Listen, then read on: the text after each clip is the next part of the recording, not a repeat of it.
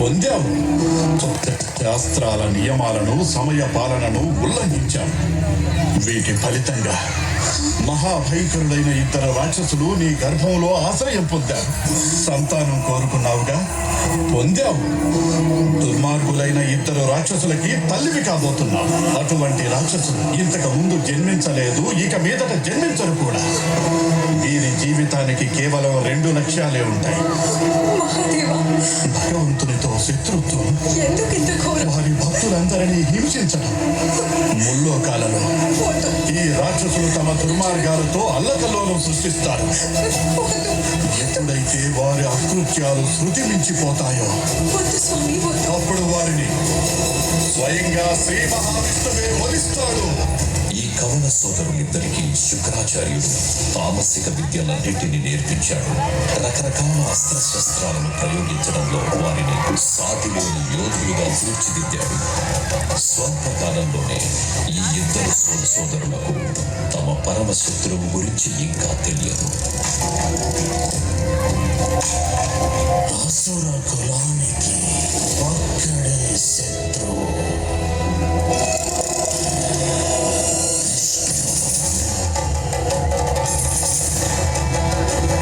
చాలా ఇష్టం కాదు. నేను మొత్తం భూలోకాన్ని దాచేస్తాను. అప్పుడు వాడు బయటికి రావాల్సిందే. విష్ణువు బయటికి రావాల్సిందే. భూలోకానికి కాదు, భూమిని వెతకడానికి. అర్థమైంది సోదరా. ఈ కార్య సాధనకై నన్ను ఆశీర్వదించు. అసుర జాతి మొత్తం నీ కోసం నిరీక్షిస్తూ ఉంటుంది.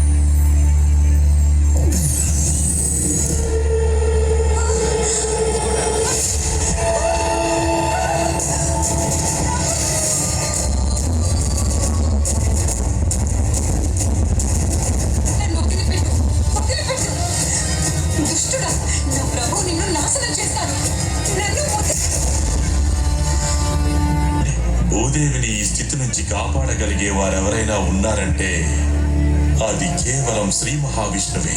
భగవంతుడా, దయచేసి భూదేవిని రక్షించు.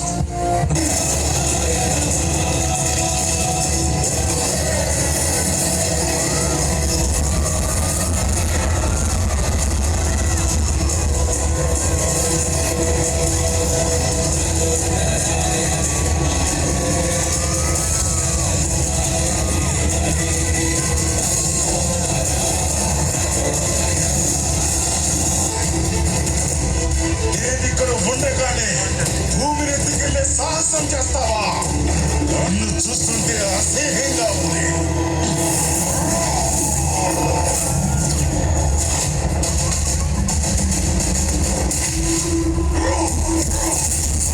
శ్రీ మహావిష్ణువే ఈ వరాహ రూపం దాల్చాడు. జయము జయము.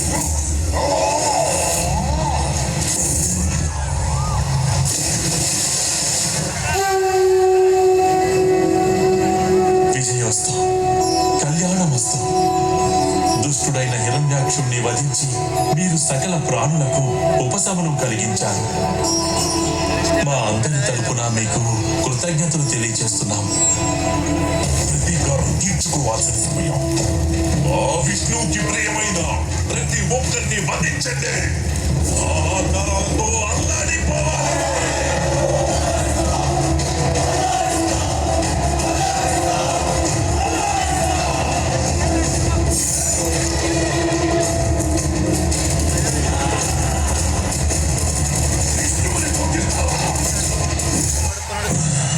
గురుదేవా, హిరణ్యాక్షుని మరణానికి ప్రతీకారంగా విష్ణు భక్తులను కిరాతకంగా వధించాను. అయినా కూడా నా మనసుకు శాంతి లేదు. ఎందుకంటే నా సోదరుణ్ణి వధించిన ఆ విష్ణువు ఇంకా జీవించే ఉన్నాడు. నీవు నిస్సందేహంగా మహాబలశాలివే. అయినప్పటికీ విష్ణువుకి సాటి ఎవరూ లేరు. విష్ణువుతో పోరాడాలంటే తనతో సమానమైన శక్తుల్ని నువ్వు పొందాలి. అందుకు నన్ను ఏం చేయమంటారు గురుదేవా? నువ్వు బ్రహ్మ కోసం తపస్సు చెయ్యి. నువ్వు కోరిన వరాలన్నీ నీకు లభిస్తాయి. స్వామి, గర్భవతిగా ఉన్న స్త్రీ తన భర్త తనకు ఎల్లవేళలా దగ్గరగా ఉండాలని కోరుకుంటుంది. దయచేసి ఎక్కడికి వెళ్ళకండి.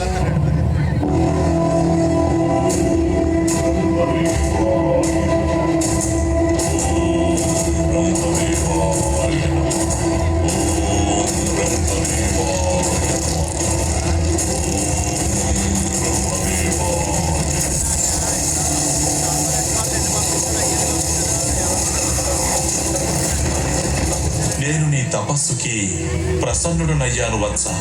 కోరుకో, నీకే వరం కావాలో కోరుకో. అన్నీ కావాలి.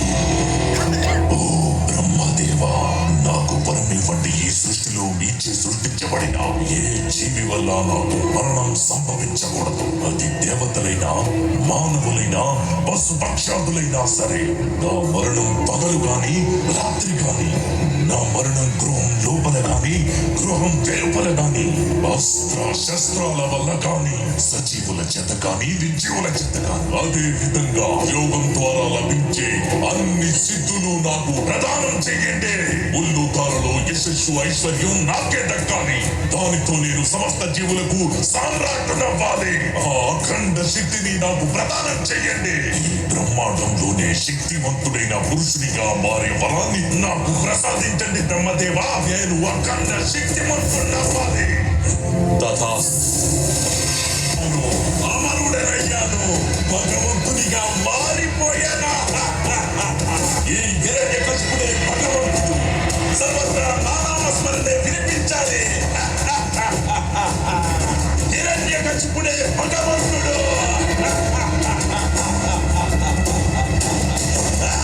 వసుదేవాయ నమో నమః.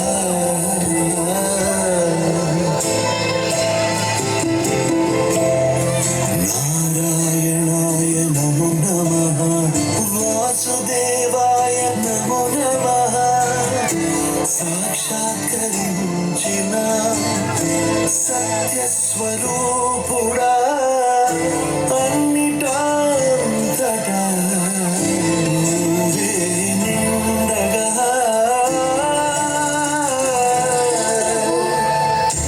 గరిమలగిమలుగా నువ్వే, కనులెదుట మహిమగా నువ్వే. జన్మ సాఫల్యము పొందా నిన్ను చూడగా. మేఘమంచులా దేశ చంద్రగర్భము నీ దేశ. అవధులను నిగమించేశా నిన్ను చూడగా.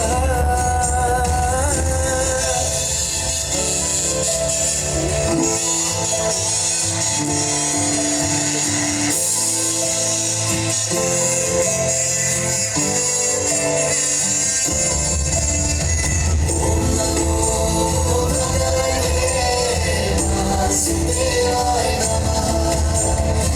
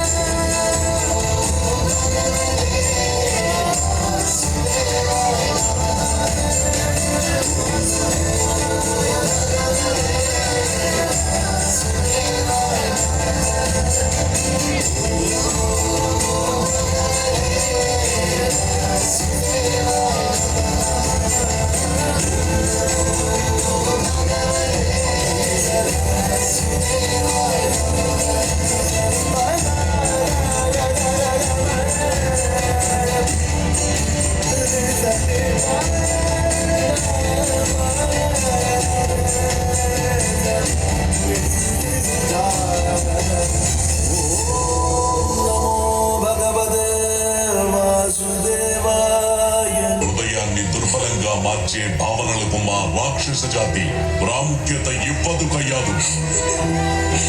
వాడిని వదిలిపెట్టండి. భటులారా, ఈ ఆయుధాలతో ప్రహ్లాదుని ముక్కలు ముక్కలుగా నరికేయండి. నమో భగవతే వాసుదేవాయ.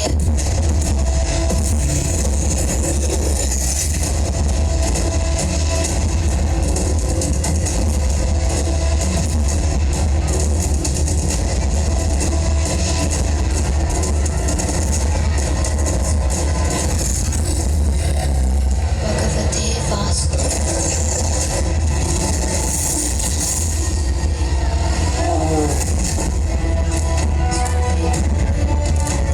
ఎందుకు ఆగిపోయారు? భటులారా, వాటిని బంధించండి.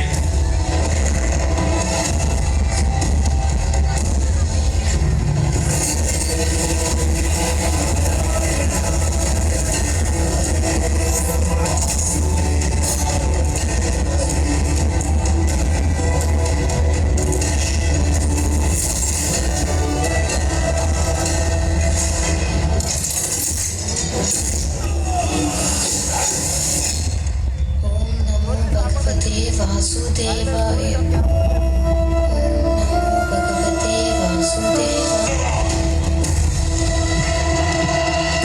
ప్రజలందరి సమక్షంలో ప్రహ్లాదుని మతపుటేనుగులతో తొక్కించేయండి. నీచుడా, అధముడా, కులద్రోహి, మళ్ళీ తప్పించుకున్నావా? ఇలా పదే పదే వచ్చి నీ ముఖాన్ని నాకు చూపించేందుకు నీకేమాత్రం సిగ్గనిపించడం లేదా? మాయావి పిరికి పొంద విష్ణువును నేను వదిలిపెట్టను. తండ్రి గారు, నేను మిమ్మల్ని వేడుకుంటున్నాను. సర్వ జగత్తుకి తండ్రి అయిన నారాయణుడి గురించి ఇలా చెడుగా మాట్లాడకండి. ఏయ్! నీవా విష్ణువు తొత్తువే కదా? పిలువు అతన్ని. కనీసం నీవు పిలిచినప్పుడైనా అతను నా ముందుకు వస్తాడేమో చూద్దాం. ఈ రోజే తేలిపోవాలి. మా ఇద్దరిలో పిరికి నక్క ఎవరో, సింహం ఎవరో. ఇక్కడ ఎవరైతే లేరో వారిని పిలవాల్సి ఉంటుంది.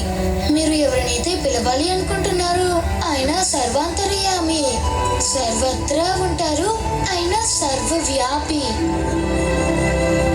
ఆయన ఈ సభలో ఉన్న ప్రతి అంశం, జీవి, ప్రాణి, నిర్జీవ వస్తువులో కూడా ఆయన నెలకొని ఉన్నారు.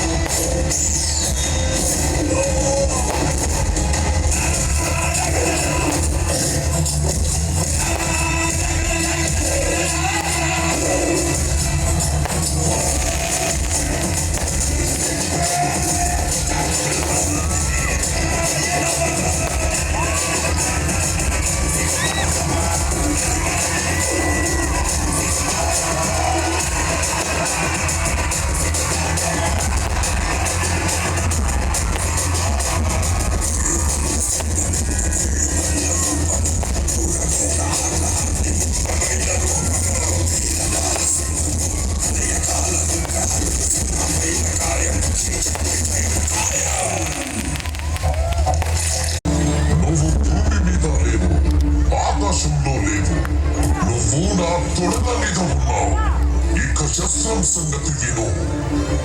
నా గోళ్లను బాగా చూడు. ఇవి సజీవము కావు, నిర్జీవము కావు.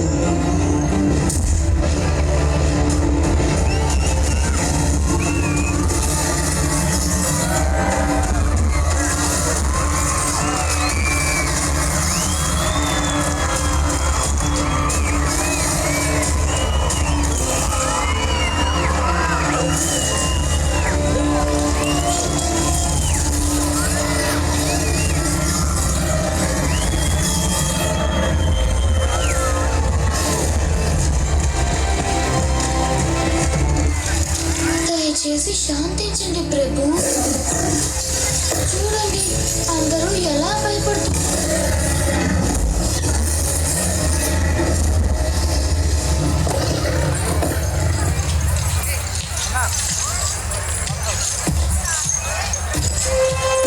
హే ప్రభు, శాంతించండి.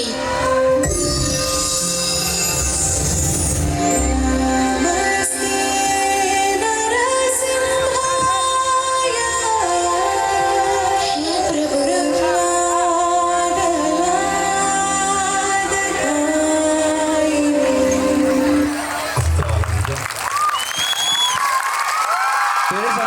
దయించి ఒక్కసారి అందరూ స్టాండింగ్ ఎవేషన్ ఇచ్చి ఒక్కసారి పిల్లలందరూ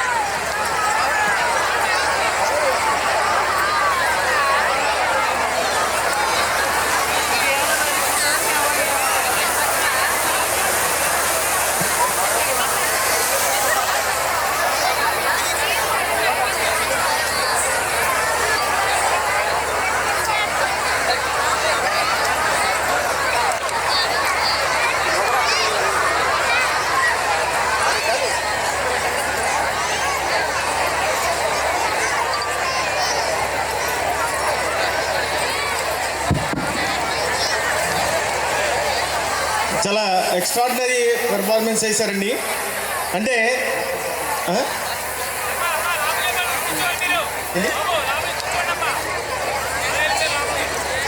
ఒక్కసారి ఇదంతా కూడా ఒళ్ళు పులకరించింది. ఒక్కసారి కూడా అసలు ఇది ఏంటి, ఇది మనం ఎక్కడ చూస్తున్నాం, తిరుమలలోనేనా లేకపోతే ఇంకెక్కడికైనా వెళ్ళి షో చూస్తున్నామా అనిపించింది అసలు. అంటే మన పిల్లలు ఇంత అద్భుతంగా చేస్తారని ఎప్పుడు కూడా ఊహించలేదు. చాలా చాలా బాగా చేశారు అందరూ కూడా. అంటే యాక్చువల్గా తిరుమల పెట్టిన కొత్తలో కంప్లీట్ మనం ఇలాంటి యాక్టివిటీస్ ఎప్పుడూ చేయలేదు 3-4 ఇయర్స్ వరకు. అంటే ఈ తిరుమల అనేది ఫస్ట్ స్టార్టింగ్లో ఒక నిలదొక్కుకోవాలి. అంటే ఒక వ్యవస్థ మనంతటా మనం నిలబడినప్పుడు ఏదైనా చేయగలము. ఈ రోజున ఈ వ్యవస్థ బలంగా నిలబడటం వల్ల ఇక్కడ ఏదైనా జరుగుద్ది, ఏ కార్యక్రమైనా ఏ ఈవెంట్ అయినా అద్భుతంగా జరుగుతుంది. బట్ ఒక సంక్రాంతి సంబరాలు కానీ, అంటే న్యూ ఇయర్ సెలబ్రేషన్స్ కానీ, అలాగే మొన్న సరస్వతి హోమం కానీ, వేద పండితులను తీసుకొచ్చి సరస్వతి హోమం జరిపించడం కానీ, ఇప్పుడు ఈ జరిగే ఇందాక సాంగ్ మాయాబజార్ కానీ, ఇది కానీ ఇలాంటి పెర్ఫార్మెన్స్ చేస్తారని అసలు మేము కూడా ఊహించలేదు. ఇది ఒక అద్భుతం. ఇది నా జీవితంలో ఇది మర్చిపోలేని సంఘటన. ఓకే, థ్యాంక్ యూ అందరికీ, పిల్లలకి, పిల్లల యొక్క పేరెంట్స్కి మేము చాలా రుణపడి ఉంటామని ఆశిస్తున్నామమ్మా. Okay, thank you. ఎస్పెషల్లీ పిల్లల పేరెంట్స్కి అందరూ కూడా థ్యాంక్స్ చెప్పాలి. ఈ పెర్ఫార్మెన్స్ ఒప్పుకున్న వెంటనే అందరూ కూడా చాలా కోఆపరేట్ చేశారు. అట్ ద సేమ్ టైం మా మాయాబజార్ టీముని, మళ్ళీ నరసింహస్వామి టీం నిజంగా కూడా వాళ్ళు తక్కువ టైం అయినా సరే చాలా ఎక్సలెంట్గా బాగా చేశారని అనుకుంటున్నాను మీ అందరూ ఆశీర్వాదంతో. Thank you very much.